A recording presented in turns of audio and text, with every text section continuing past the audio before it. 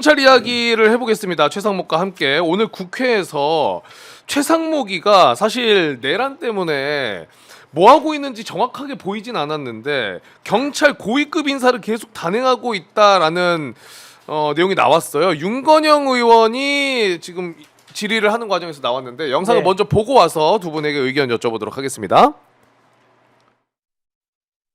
있습니다. 보통 경무관에서 치안감 승진하는데 3년 이상 걸려요. 그 내용 알고 계세요?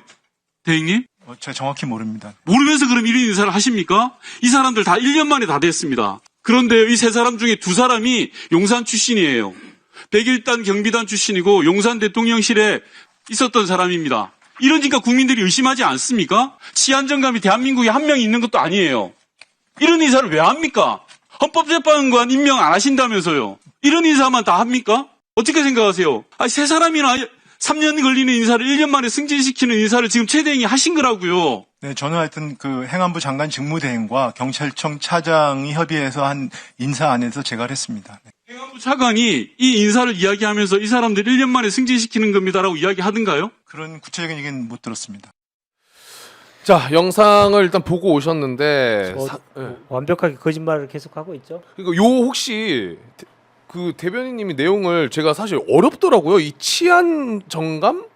예. 치안감? 치안감 다음에 치안 정감, 치안 총감 뭐 이렇게 되죠. 치안 총감이 이제 경찰청장 예, 그렇죠. 자리고 치안 치안 총감이 정감이 그 아랫자리. 예, 바로 아랫자리죠. 그럼 경찰청 차장, 네. 서울경찰청장 이런 이 직위에 있는 분들인데 지금 얘기 나오고 있는 치안감, 치안감. 치안정감 그리고 치안총감, 정감 이런 자리는 고공단입니다. 고위 공무원단.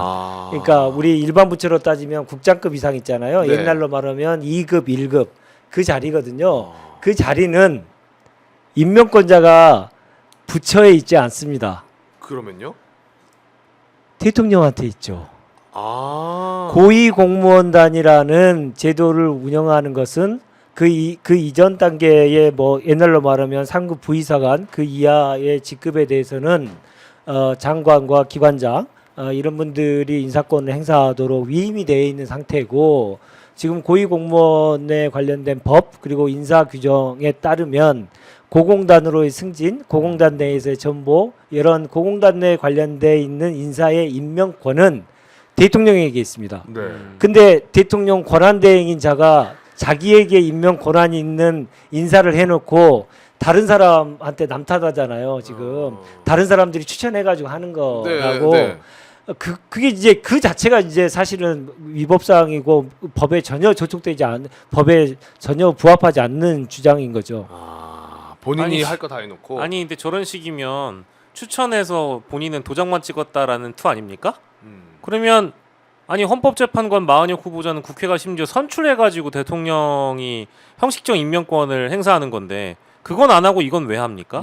일단 형평에 맞지가 않잖아요. 그러니까요. 예, 저래놓고 저런 식으로 뻔뻔스럽게 대답을 한다는 건 정말 내란 세력들, 실제 내란 세력들로 분류되는 사람들, 소위 이제 친윤 인사들의 승진 잔치라고 볼 수밖에 없기 때문에 이거는 이제 국회 차원에서 이 인사와 관련된 어떤 뭐 질의응답 과정이 분명히 필요하다고 저는 개인적으로 보고 있어요. 예, 이분이 사실 이분의 정치적인 성향은 오래전부터 결정됐던 분인데 또 MB 정부 얘기합니다. 이분도 MB 정부 출신입니다. MB 정부의 청와대 행정관을 거쳤고 누구 말씀하신 거죠? 지금 이번에 서울청장으로 박현수. 박현수. 서울청장에 관련된 이분도 청와대 행정관을 지냈는데 MB 정부 때 지냈어요. 그리고 계속 이제 소위 말하는 국힘 계열에 있을 때 주로 활동했던 분으로 생각하시면 될 것 같고 사실은 뭐 이 정부 출범한 뒤로 국정상황 인수위에도 파견됐고 국정상황실 대통령실에 있는 국정상황실 출신이고 특히나 경찰의 정보를 담당하는 정보국장을 하고 그 다음에 박현수라는 인물이 행안부 경찰국장 네. 경찰을 권력의 손아귀에 넣기 하기 위한 조직 윤석열이 만들었던 그 행안부의 경찰국장을 거쳤고 그러면서 이제 한 단계 한 대 제가 말씀드린 그 직위를 하나하나씩 할 때마다 승진을 한 겁니다. 그러니까 2년 8개월 정도 됐나요, 이제? 2년 8개월 동안 3번을 승진한 거잖아요. 그게- 2년 8개월 동안 3번을 승진한 거예요. 불가능한 거죠, 사실. 그러니까 이 정부 출범하기 전에는 사실은 총경이었어요. 네. 총경이었다가 국정상황실로 가면서 거기서 경무관으로 하나 승진하고. 그러면 이걸 조금 이해하기 쉽게 군대로 따지면은 어떻게 됩니까? 이등병에서 어디까지 한 2년 반 만에 올라갔다. 그냥 근데 한 큐에 이제- 병장 간 거 아닙니까? 그죠? 그러니까 지금 그게 이제 인사 체계가 너무나 다르기 때문에 아, 그런데 그래요? 쫄병들 따위로 얘기할 수는 없지만 아니, 그러니까 어렵다. 결국 영관급이 사단장을 넘어서 군단장까지 갔다는 얘기예요. 짧은 기간에 예, 이제 대대장 정도 할 수 있는 대대장이나 아직 대대장도 아직 하기 어려운 사람이 2년 반 동안 별이 2개, 3개까지 된 거예요. 그러니까 초고속 승진이죠, 그죠? 예. 무궁화 2개나 하나 들고 있던 사람이 2년 반 만에 별이 2개, 3개가 된 거예요. 사실상 근데 그거는 초고속 승진도 맞지만은 불가능 승진 아닙니까? 자, 정상적으로 간다면은 한번 이제 일자별로 정확히 말씀드릴게요. 네. 2023년 1월에 인수위 파견은 2022년이죠. 박현수라는 인물에 대한 예, 겁니다. 22년 5월에 인수위 파견이 됐을 때는 총경이었고요. 총경. 그때까지 이제 인수위에서 있었고 국정상황실로 가서 23년 1월 8개월 만이죠. 경무관에 승진합니다. 경무관. 예, 경무관에 승진하고 나서 그해 10월, 그러니까 9개월 후에 경찰청 정보국장으로 치안감으로 승진합니다. 치안감. 예, 그리고 또 8개월 후인 작년 6월에 행안부 경찰국장이 됩니다. 바로 경찰국장. 예, 그러면서 치안감이 됩니다. 와. 예. 치안감이고 그 다음에 이번에 치안정감으로 승진한 겁니다. 이번에 예. 자. 총경에서 경무관, 치안감 그리고 치안정감 이렇게 승진을 한 거죠. 근데 보니까 이게 왜 이 사람이 이렇게 초고속 승진을 하고 최상목이 그거를 또 승진을 받아주고 인사권을 쓴 게 왜 문제가 되는지 봤더니 이 박현수라는 인물이요 계엄 당시에 통화를 굉장히 수상히 많이 했더라고요. 네, 이게 지금 보니까 네. 경찰- 사진 정확히 나오네요. 요거 저게 지금 다 내용대로 나와 있기 때문에 이래서 문제예요. 저 내용 그대로 보시면 되는데 그냥 짧게만 이제 말씀을 드리면 이 비상계엄 선포된 당일 저기 보시면 12월 3일부터 12월 4일 가장 마지막 통화가 12월 4일 조지호와 통화한 게 새벽 1시 12분으로 나와 있죠. 네. 예, 그래서 12월 3일 계엄 선포 당일부터 해서 쭉 이제 이상민 행안부 장관이랑 마지막 통화를 한 게 12월 4일 1시 16분까지입니다. 야 이상민까지. 이상민 행안부 장관, 조지호 전 경찰청장, 경비국장 임정주, 영등포 경찰서장 강상문까지 이렇게 관련자들하고 통화를 했는데 아무튼 수차례 통화를 하면서 국회 봉쇄나 체포조 지원 등에 관련돼 가지고 다양한 인물들과 어쨌든 소통을 했다는 의혹을 받고 있기 때문에 네. 결국에는 이 사람도 이 내란의 가담자일 가능성이 높다라는 거예요. 이제 그런 의혹을 받고 있는 인물인 거죠. 그렇죠. 그러면 당연히 승진에서는 설령 그 의혹이 벗겨지고 나서 승진을 한다고 하면 그거 모르겠으나 승진을 배제하는 것이 일단 원칙이 되어야 되겠죠. 지금의 내란 상황이라고 한다면 내란이 아직 진압이 안 됐으니까. 네. 근데 이거를 그냥 마치 뭐 자신의 책임이 아니라는 듯이 얘기를 한 최상목 권한대행도 굉장히 문제라서 그러니까 내란 수괴가 자신을 도와서 내란을 방조한 또는 일종의 이제 부하 수행범이자 가담자에게 보은 인사를 하는 것과 다를 바가 없이 보이는 그런 정황이라서 비판을 받는 거죠. 네. 아니 경찰국장을 했다고 말씀드렸잖아요. 네. 뭐 저기도 나오지만 경찰국장이 뭐 하는 자리입니까? 정권의 뜻대로 경찰을 장악하기 위해서 만든 행안부 상하로. 행안부 상하에 이 정부에서 만든 자리잖아요. 그래서 경찰이 움직였다면 이 경찰국장을 통해서 계속 연락이 간 건 너무나 당연한 거죠. 업무 프로세스상으로도 정확하게 부합하는 것이고 그래서 경찰이 내란의 동조 세력으로서 활동하는 데 있어서 이 사람의 역할은 없을 수가 없는 거 그럼요. 아닌가라는 네. 생각이 들고요. 그러면 우리가 이제 한번 생각해 봐야 됩니다. 오늘 최상목 답변하는 거 보면 최상목은 지금 바지사장 이번에 승진에서는 바지사장 역할을 한 거잖아요. 그러면 누가 했을까? 이런 의문은 안 드십니까? 저 진짜로 누가 이 승진하는 기획을 하고 승진을 하는 거를 밀어붙였을까? 최상목은 아니고 최상목에게 압력을 행사하든 이렇게 해서 누군가가 지금 인사권을 휘두르고 있다는 거잖아요. 최상목이 힘이 없는 상태에서도 하는 거라면 이건 최상목이 하지 않는 거라는 게 오늘 그 윤건영 의원의 질의에 통해서 거의 드러난 거고 잘 모른다는 게 여실히 드러나잖아요. 그러면 실질적으로 뒤에서 실질적인 인사권을 행사하고 있는 자가 누구냐? 이거에 대한 이 우리가 궁금증을 당연히 들 수밖에 없는 거 아니겠습니까? 대부분 지금 댓글에서는 이제 남성은 아니고 여성을 얘기하네요. 네. 남성이 아니고 여성을 얘기하고 있다라는 걸 일단 말씀드리겠습니다. 이게 그래서 결국은 대통령의 직무가 정지됐으나 아직도 인사권을 휘두르고 있다. 옥중 인사를 하고 있다라고 하는 게 오늘의 이 내용, 이 서울경찰청장에서 제일 중요한 문제입니다. 옥중으로도 예, 그래서 직무가 정지되어 있는 상태에서 이런 행위가 벌어진다고 하는 것이 진짜로 직무가 정지된 게 맞냐? 지금도 인사권을 계속 휘두르고 있는 거 아니냐? 왜 김성훈은 아직도 잡혀가지 않느냐? 맞습니다. 맞아요. 그런 문제들과 다 연관이 되어 있는 문제라고 저는 봅니다. 그러니까 이게 지금 모 언론의 단독 보도로 이제 나온 내용을 좀 보면 윤석열의 지금 황제 접견이 문제가 되고 있잖아요. 네, 그 기사 뭐 보신 적 70여 있어요? 건. 그러니까 이제 수감 기간 중에 하루 7회꼴로 외부인을 만났다. 접견 횟수가 수감 횟수보다 월등히 많고 대부분 변호인 접견이라서 황제 접견이란 비판이 나오지만 어쨌든 구치소에서 나와서 어디로 갑니까? 헌법재판소로 주로 이동하거나 네. 이런 과정에 또 대통령 경호처 지금 현재 경호처 처장 권한대행인 김성훈이 달라붙잖아요. 그러면서 어쨌든 공무를 실제 하면 안 되는 탄핵안이 가결됐다면 직무가 정지된 상태인데 네. 하면 안 되는 일을 할 수 있는 가능성이 무궁무진한 거예요. 실제 김성훈을 통해서 김건희와 소통을 할 수도 있는 거고요. 김성훈을 통해서 내각에 있는 주요 인사들 혹은 대통령실에 있는 주요 인사들과 소통할 수 있는 가능성이 얼마나 열려 있다. 그런 걸 본다라고 한다면 뭐 이런 접견도 문제지만 윤석열에게 혹은 김건희에게 여전히 이런 인사권 같은 것들이 주어져 있는 것은 아닌가 이런 의심을 하게 되죠. 할만하네요. 네. 혹시 우리 대변인님 그 경호처나 이쪽 소식 뭐 들리시는 거나 뭐 이런 거 있으십니까? 지금 굉장히 불안해할 것 같은데 아직도 매우 불안해하고 있고요. 김성훈이 있기 때문에. 네, 그리고 지금 김성훈이 계속 돌아다니고 이광우도 계속 돌아다니는 이유가 누군가의 비호 세력이 있어서 그런 거 아닙니까? 경찰이 지금 진행하고 있는 수사, 비아폰 관련된 수사를 검찰이 계속 막고 있는 것이고, 네. 그러면서 경찰이 신청한 구속영장을 계속 반려하고 있는 거지 않습니까? 그렇죠. 사실 그래서 이제 비화폰과 관련된 있는 수사를 막기 위해서 서버 확보라.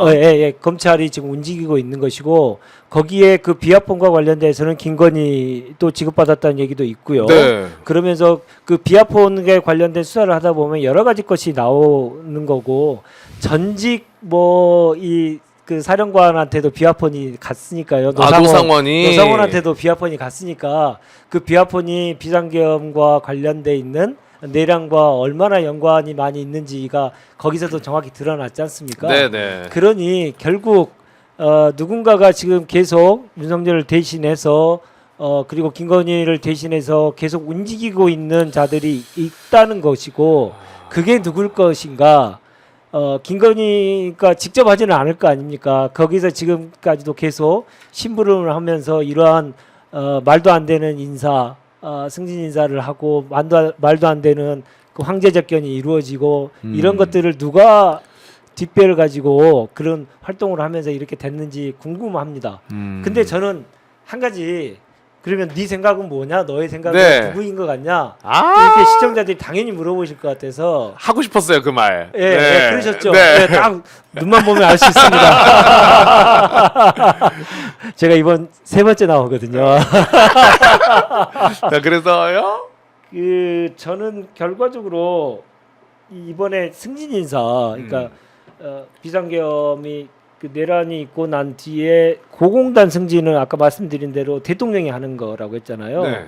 근데 대부분의 부처들에서 고공단 승진 인사나 이런 것들이 대부분 막혔어요. 네.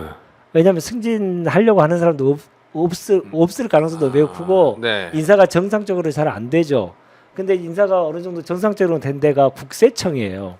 국세청은 이번에 최상목 하에 예, 고공단 승진 그게 정확한 시기가 한덕수 이때인지 최상목 이때인지 모르나 네네.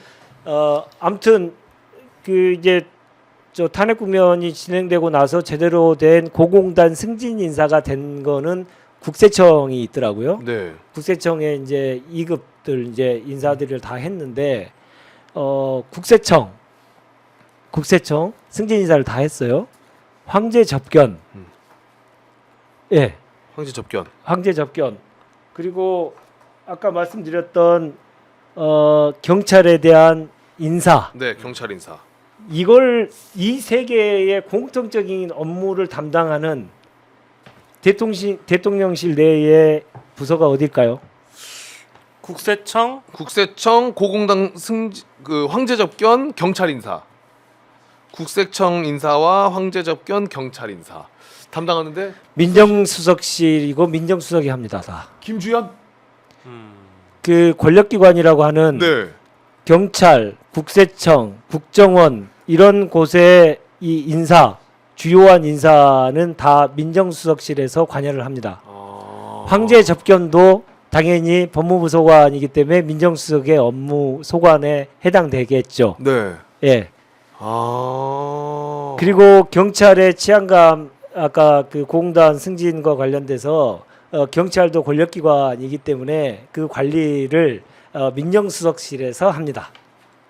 그래서 이 공통점을 보니까 저는 민정수석이 지금까지 계속 움직이고 있고 그 김성훈에 대한 구속영장이 반려되는 것도 네. 결국 검찰을 움직이는데 검찰 출신의 김주현 김지현 민정수석이 움직이고 있는 게 아닌가라는 의구심을 가지고 있고 의혹을 가지고 있습니다. 그러면 여기서 제가 요거 하나만 여쭤볼게요.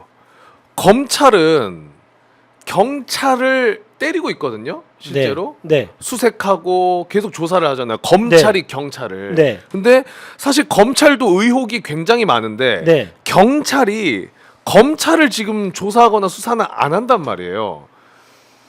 거기에는 이런 인사 관련된 것들도 영향이 있을 수 있습니까? 원래 경찰이 검찰을 수사를 하는 것이 네.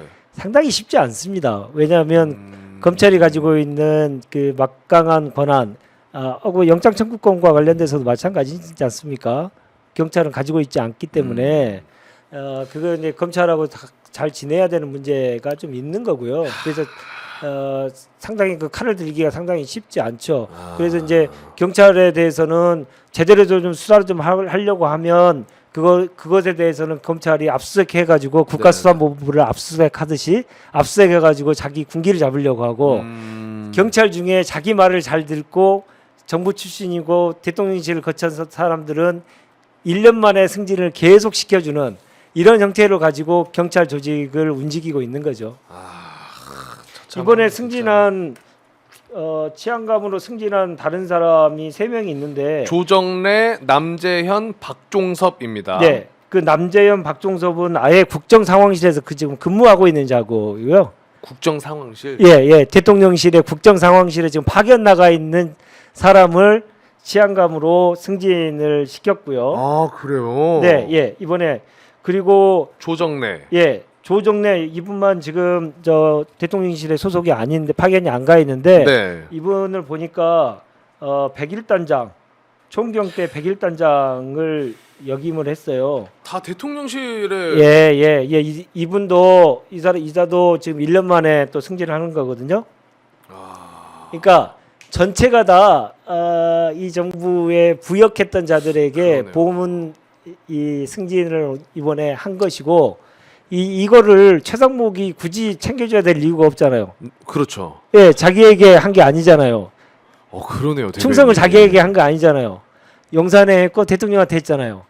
그러면 그것을 승진시키겠다고 작정한 사람은 용산이고 대통령실에 관련돼 있는 사람이지 최상목은 아닐 가능성이 매우 높아서 최상목은 자기의 권한을 행사를 했지만 실제적인 권한 행사를 한 사람은 따로 있다라고 하는 것을 제가 주장하는 바입니다. 네. 근데 매우 공감이 됩니다. 지금 얘기해 주신 거 딱 정리를 해보니까 방금 전에 봤던 영상에서도 윤건영 의원 질의에 뭐 최상목이 얼마나 저게 승진이 빠른 건지도 모르고 네.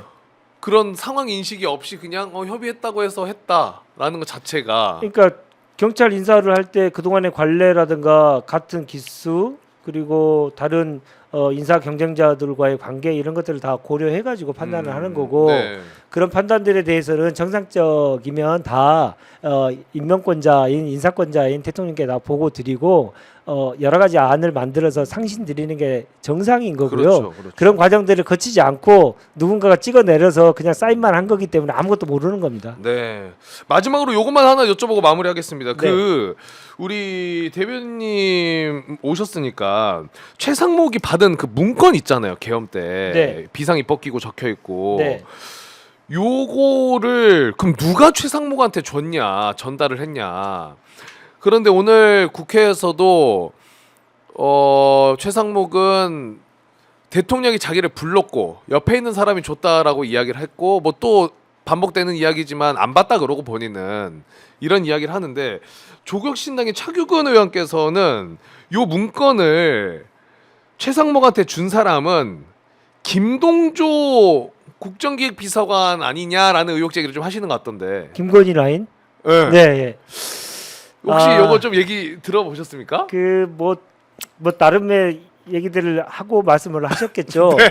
근데 솔직히 말씀드리면 그 뭐 그럴 가능성이 있는 거에 대해서는 좀 검증을 좀 해봐야 되겠죠. 일단 그렇죠. 예, 예. 확인은 그래서 해봐야 되는 거죠. 더 제가 오늘 이 방송을 통해서 제가 더 드릴 말씀은 좀 없는 상황이어서 제가 또 다른 걸 좀 말씀드리고 싶어서 네네네, 한 가지를 뭐, 준비해 왔어요. 네.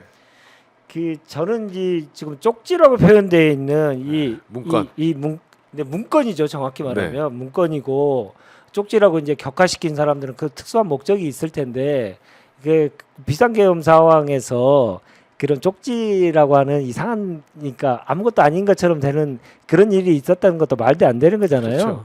국가를 운영하면서 그렇게 국가를 가벼이 운영하는 수는 없는 것이기 때문에 말이 안 되는 거고 그러면 저는 근데 지금 논란이 누가 전달했냐 이걸로 가는데 제 관점에서는 네.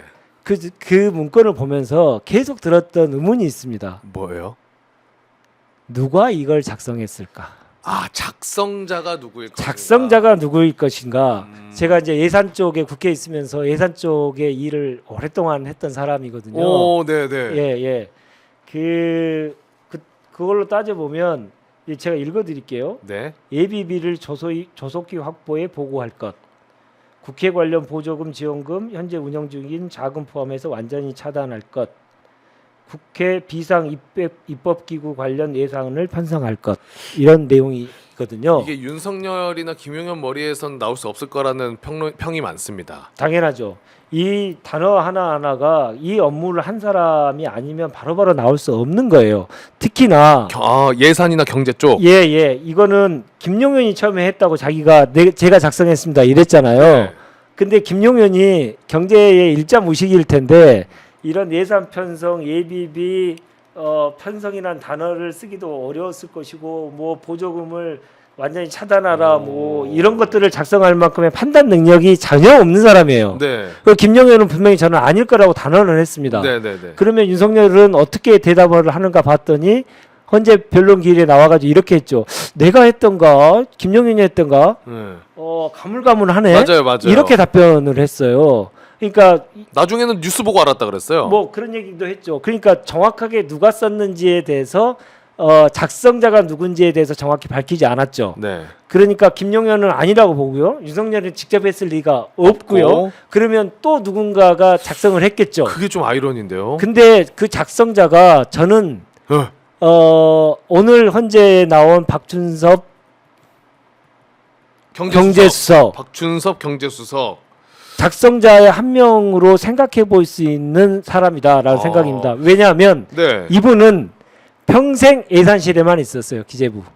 그래서 예산과 관련된 업무를 20년 넘게 30년 가까이 하신 분이에요. 네. 그 예산의 그 기본적인 주요 보직들을 다 거치신 분이거든요. 그래서 김용현이 했을 리가 없고 윤석열은 안 했고 이런 구체적인 내용들을 최상목도 안 썼고 그러면 누가 썼겠어요? 대통령 주변에 있는 사람이 쓸 가능성이 매우 높고 오늘 헌재의 질의응답 과정에서도 증인 출석해서 증인 출석에서 질의응답 과정에서도 본인은 이거 관련돼서 본 적이 전혀 없다고 전체 부인을 했는데 이 정도 쓸 수 있는 사람은 예산실 출신이니까요. 아니 안 그래도 오늘 그 다른 방송에서 홍사훈 기자께서도 그런 이야기는 하시긴 하던데 우리 대변인님이 보셨을 때도 아무리 봐도 이거는 이 정도의 내용과 그리고 뭐 전반적으로 이 내용을 알 사람은 너무 의혹이 강하게 추정된다. 박준섭 경제수석이.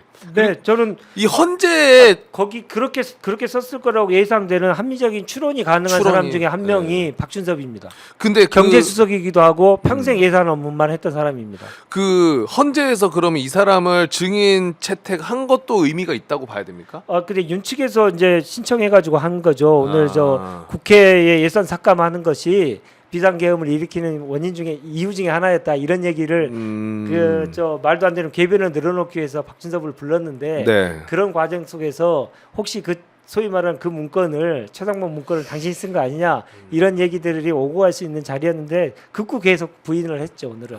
그러나 드러날 겁니다. 언젠가. 언젠가는 드러날 건데 예. 지금 현재로서는 그렇지 않을까라는 추론을 좀 해본다. 자꾸 왜 누가 전달했냐로 계속 이걸 몰고 가는가 저는 계속 그런 의심이 들었거든요. 네. 이거 작성자가 진짜로 하긴. 이 정도 쓰려면 계속 군내에 있었고 그 업무만 했던 김용현이 이걸 쓸 수가 없어요. 쓸 수가 없는데 그러면 누가 썼을까? 그것을 가리기 위해서 사람들을 눈을 그쪽으로 돌린 거 아닌가, 누가 전달했나 이런 걸로 계속 돌린 거 아닌가라는 생각이 들고 실제로 작성자 그래서 내란의 주요 임무 종사자로서 처벌을 받아야 될 작성자를 빨리 찾아야 된다. 저는 그렇게 주장합니다. 그 예비비를 마련하라는 것 자체도 뭔가 어쨌든 그 돌아가는 시스템 예비비가 어디서 나올 거라는 걸 아는 사람이어야 이런 내용들 쓸 수 있는 거니까. 아니 보세요. 네. 국회가 있는데 비상입법기구를 또 만들려고 했어요. 비상입법기구를 돌리려면 어떻게 해야 돼요? 돈 있어야죠. 돈 있어야죠. 그렇죠. 근데 그 돈은 예산에 편성이 안 돼 있으니까 예비비로 가져다가 써야 되는 거잖아요. 그렇죠. 이거는 이제 그 예산 업무를 할 줄 아는 사람들은 당연히 생각하는 건데 그걸 생각하지 못하는 사람들, 그 업무를 안 하는 사람들은 잘 모르는 거죠. 모르죠. 그래서 이런 단어들을 보면서 이걸 김용현이 썼다고? 이거 말도 안 되는 얘기를 하고 있네? 라고 하는 생각을 계속 저는 하게 됐고 자꾸 그 본질에서 벗어나게 하는 논란을 만들기 위해서 누가 전달했냐 이런 걸로 좀 가는 거 아닌가 생각이 좀 듭니다. 전달보다 더 본질은 누가 작성했느냐가 더욱 더 밝혀져야 한다. 중요하고. 그래야만 이런 위법적인 비상계엄과 관련돼서 함께 준비를 한 거니까요.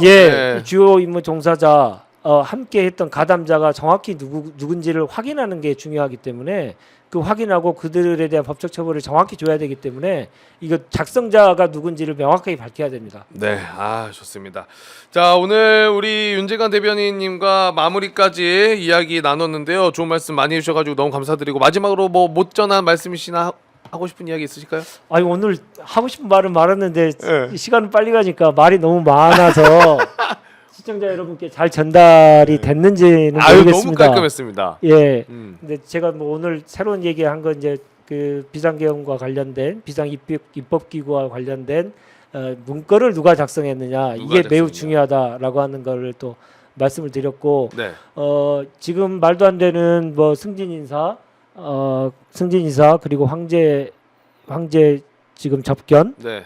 이런 문제들 그리고 국세청에 최근에 있었던 공공단 인사 이런 것들을 종합적으로 봤을 때 그 업무를 담당하는 건 대통령실에 딱 한 곳이다.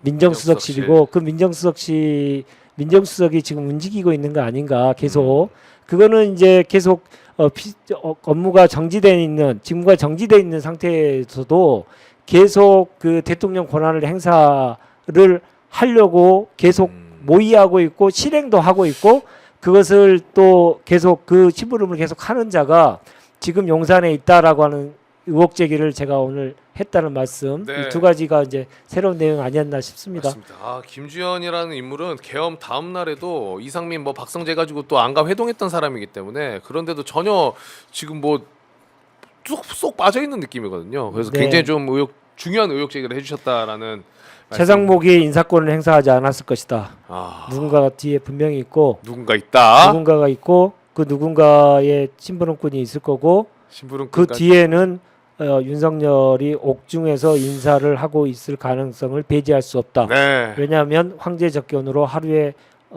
10번 이상 접견을 하고 있기 때문에 여러 가지 업무 지시를 아직도 내리고 있고 그게 작동되고 있을 가능성이 매우 높다. 이 얘기를 꼭 드리고 싶습니다. 네. 자, 오늘 우리 윤지관 대변인님과 나누는 시간 여기서 마무리하도록 하고요. 우리 박영식 앵커는 또 시방쇼를 위해 떠나 있습니다. 저희가 아까 이야기 너무 진지한 이야기, 중요한 얘기 해주고 계셔가지고 인사를 못하고 떠났는데요. 내일 또 아마 같이 하죠, 저희. 네, 박영식 앵커님도 내일 함께하니까 너무 아쉬워하지 마시고 내일 또 같이 찾아오도록 하겠습니다. 다시 한번 귀한 말씀 대변인 감사드리고요. 고맙습니다. 저도 같이 인사드리고 내일 저녁 9시 찾아뵙도록 하겠습니다. 오늘도 함께해 주신 여러분 대단히 고맙습니다. 내일 봐요.